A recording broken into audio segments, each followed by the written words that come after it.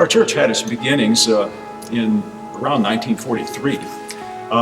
There were a group of people that got together, and finally a lot was donated, really, at a house on Barron Street, which is the main drag that goes through town.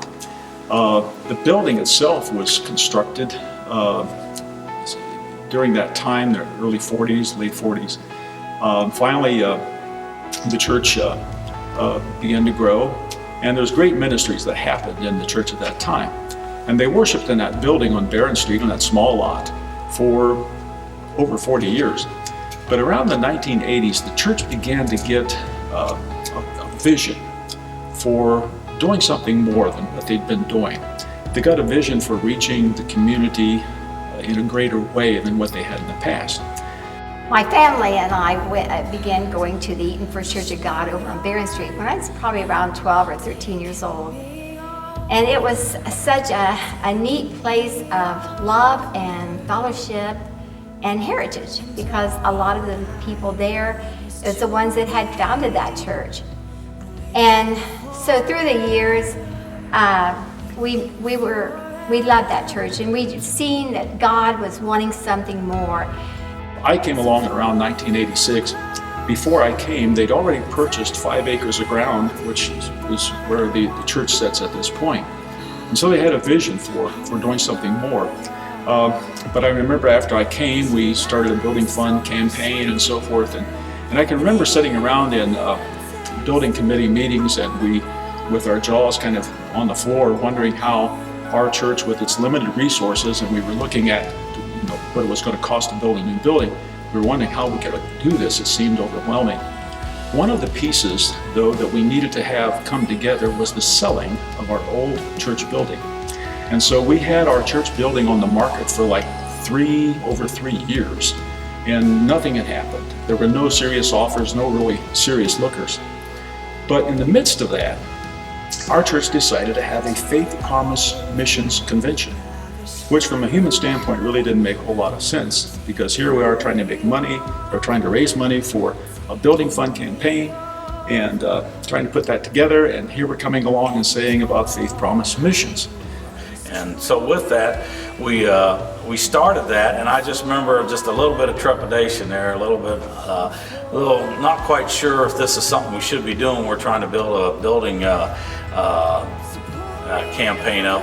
But then when we started that and we had our final night, it was kind of interesting. Almost the exact day afterwards, the church sold. We had a buyer come in and buy the church and pay cash for it, if I remember right. Back in 1991, February of 1991, we actually moved into the present facility where the sanctuary and the commons area, about 10,000 square feet, and it was just like moving into the Taj Mahal.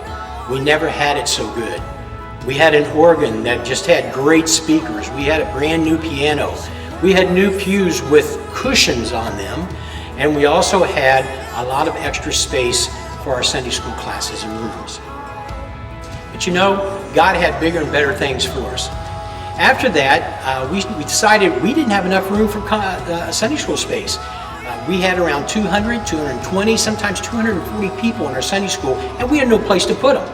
So there again, we started into another building project, and that was a gymnasium and all of the Sunday school rooms in the lower and upper level of the east building. The biggest fear, as far as looking into the building, people didn't want to go into debt. And with that, I understand that situation, and I think all of us was a little concerned to have several $1,000s in debt, and how are we going to pay for this? How are we going to work out? And it turned out that as the people saw the vision and God touched people, and people were willing to be committed to the growth of the church, that building fund debt didn't last very long. You could see that the church was becoming one, and you could see that they was wanting to work together. If we needed plumbing, we had a person to do it. If we needed electricians, people would do it. If we needed to work for concrete, we had it. And then if there was something that came up that was needed, It seemed like that person came to church that Sunday, or someone knew of someone else, or someone was volunteering. But God was just so faithful in sending people we needed.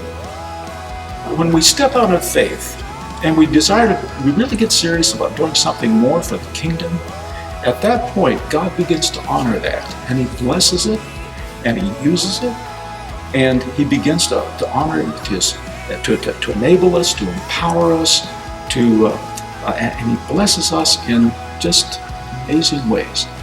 And God hasn't changed. He's still the same. And that's exciting.